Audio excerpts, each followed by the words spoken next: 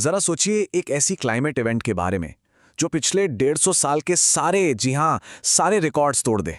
ये कोई science fiction film का सीन नहीं है। ये एक सीरियस साइंटिफिक प्रिडिक्शन है 2026 के लिए। और ये एक तरह की ग्लोबल वार्निंग बेल है जिसे हम सच में नजरअंदाज नहीं कर सकते। तो सवाल ये उठता है कि क्या हम मॉडर्न हिस्ट्री की सबसे बड़ी और सबसे खतरनाक क्लाइमेट कैटास्ट्रोफी की तरफ बढ़ रहे हैं? आज हम इसी डरावनी भविष्यवाणी की एक एक परत को खोलकर देखेंगे।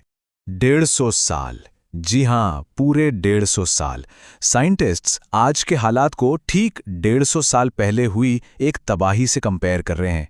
एक ऐसी तबाही जिसमें करोड़ों लोगों की जानें चली गई थीं और दुनिया भर की इकोनॉमीज सचमुच घुटनों पर आ गई थीं। तो ये रहस्यमयी अल नीनियो आखिर है क्या भला? चलिए थोड़ा आसान भाषा में इसके पीछे की साइंस को समझते हैं।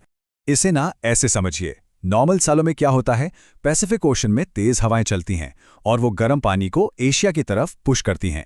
इसका नतीजा, एशिया में बढ़िया मॉनसून, मतलब अच्छी फसलें, खुशहाली। लेकिन अल नीनियो वाले साल में कहानी पलट जाती है। ये हवाएं या तो एकदम कमजोर हो जाती हैं या फिर उल्टी बहने लगती हैं। अब वो गर्म पानी जाता है ईस्ट की तरफ, साउथ अमेरिका की ओर, और इसका असर एशिया और ऑस्ट्रेलिया में सूखा और साउथ अमेरिका में भयंकर बाढ़। और एक बात याद रखनी बहुत जरूरी है, अल नीनियो सिर्फ समुद्र में होने वाली कोई छोटी मोटी हलचल नहीं है। नहीं, ये ग्लोबल पावर है, एक ऐसी ताकत जो जेट स्ट्रीम से लेकर बारिश के पैटर्न तक, मतलब पूरी दुनिया के मौसम को अपने हिसाब से चलाती है। अब ये समझने के लिए कि 2026 की भविष्यवाणी इतनी डरावनी क्यों है, हमें टाइम में थोड़ा पीछे जाना होगा। चलिए चलते हैं साल 1877 में, एक ऐसा साल जो हमें अल नीनियो के असली खौफनाक चेहरे से मिलवाता है। ये ना एक धीमे जहर की तरह था। शुरुआत हुई 1876 में सूखे से, फिर 1877 में अल नीनियो ने अपना पूरा कहर बरपाया और दुनिया भर की खेती को तबाह कर दिया।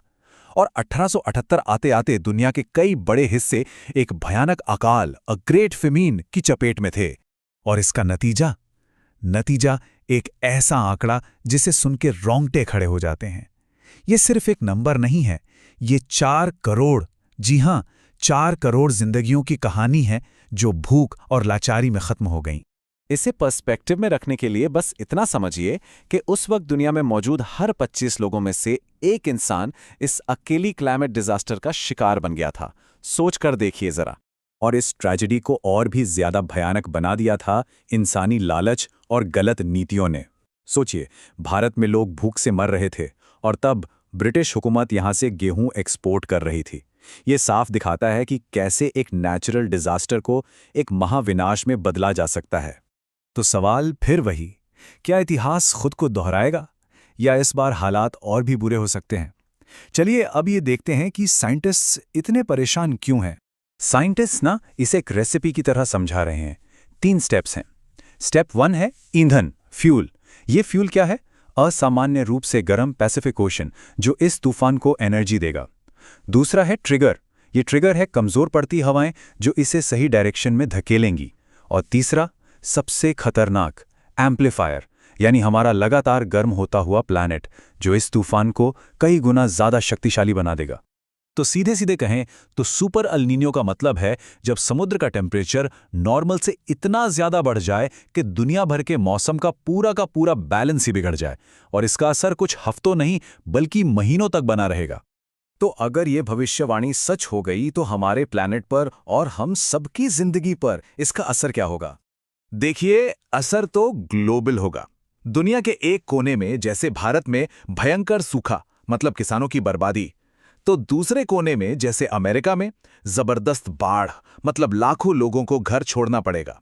जंगलों में आग की घटनाएं और खतरनाक हो जाएंगी और साइक्लोन पहले से कई ज्यादा तबाही मचाएंगे। और जहां तक भारत की बात है तो हमारे लिए ये एक नेशनल क्राइसिस बन सकता है। हमारी खेती, हमारी इकोनॉमी, हमारी फूड सिक्योरिटी और हमारा भविष्य, सच में सब कुछ दांव पर लग जाएगा। ये सब जानने के बाद अब सबसे बड़ा सवाल यही है, क्या हम तैयार हैं? क्या हमने 150 साल पहले जो गलतियां हुई उनसे कुछ सीखा भी है? ये टेबल ना एक मिक्स्ड पिक्चर दिखाती है। एक तरफ उम्मीद है तो दूसरी तरफ एक बड़ी चेतावनी भी। हाँ, ये सच है कि खतरा पहले से कहीं बड़ा है, लेकिन आज हमारे पास इससे लड़ने के लिए बेहतर हथियार भी तो हैं। हमारे पास एडवांस्ड फोरकास्टिंग टेक्नोलॉजी है, बेहतर रिलीफ सिस्टम्स हैं, तो शायद मौतें कम होंगी। लेकिन हमारी दुनिया आज एक दूसरे से इतनी ज़्यादा कनेक्टेड है कि इसका इकोनॉमिक इम्पैक्ट बहुत बहुत गहरा हो सकता है। तो आखिर में सवाल बस इतना सा है, आने वाला तूफान शायद पहले से कहीं ज्यादा शक्तिशाली हो, लेकिन क्या हम हैं? ये तूफान असल में हमारा टेस्ट लेगा। ये दिखाएगा कि एक स्पीशीज के तौर पर हम पिछले 150 सालों में कितने मजबूत और कितने एकजुट हुए हैं। हमारा आने वाला कल इसी सवाल के जवाब